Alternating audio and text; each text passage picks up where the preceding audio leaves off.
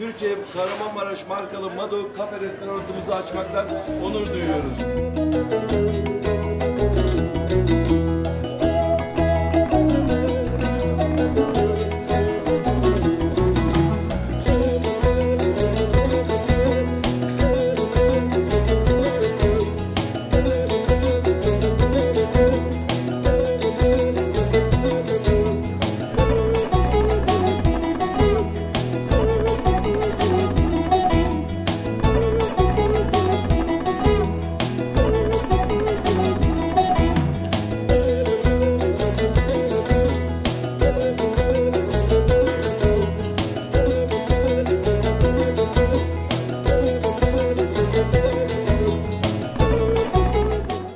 Gerçekten güzel bir gün. Kırgızistan'dan Türkiye'den çok ünlü bir marka olan Mado geldi.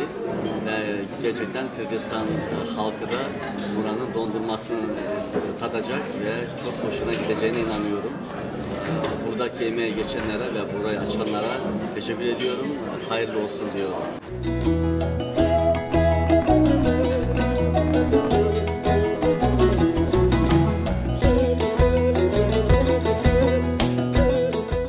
Kafeci aytibirsan Ayavay So'nun kafe. Bozuklarını özünüzde girip saytına girip okusanızlar olur.